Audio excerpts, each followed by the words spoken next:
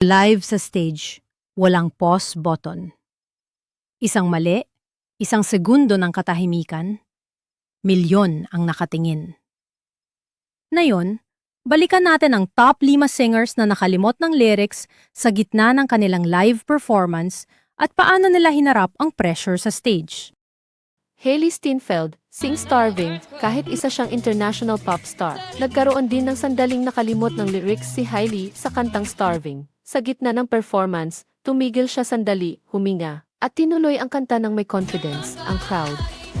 Nakasmile at sumuporta sa kanya, lesson. Kahit sikat, lahat ay tao rin at nagkakamali. Ngunit ang paraan ng pag-recover ang nagiging memorable at viral moment. 4. Nicki, Sing, You'll Be in a Heart. Sa isang emotional live performance ni Nicki, habang ramdam ang damdamin ng kanta, bigla siyang napatigil. Makikita ang lalim ng emosyon at ang sandaling nakalimutan niya.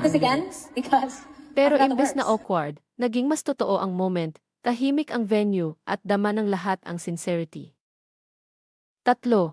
Jason Derulo, kilala si Jason Derulo sa high-energy performances, pero kahit ang mga sanay sa malalaking stage, nagkakamali rin. Sa isang live show, napahinto siya at napailing, nakalimutan ang lyrics ng sarili niyang kanta.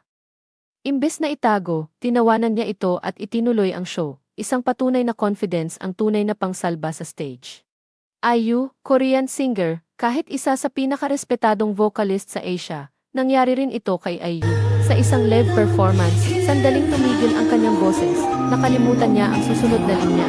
Imbes na magpanik, umiti siya at umamin, dito mas nakita ng fans na tao rin siya, at mas minahal pa siya ng audience.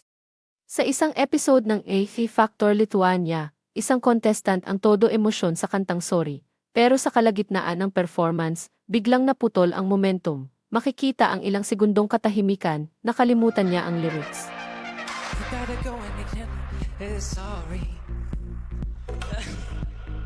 Sa harap ng judges at audience, ramdam ang kaba, isang paalala na kahit handa ka, iba pa rin ang pressure kapag live na. Ang mga sandaling ito ay patunay na kahit sikat at sanay sa stage, tao rin sila, at minsan, ang simpleng pagkakamali ang mas nagpapakita ng human side ng isang performer. Ikaw, alin sa top 5 na ito ang pinaka-relatable sa'yo?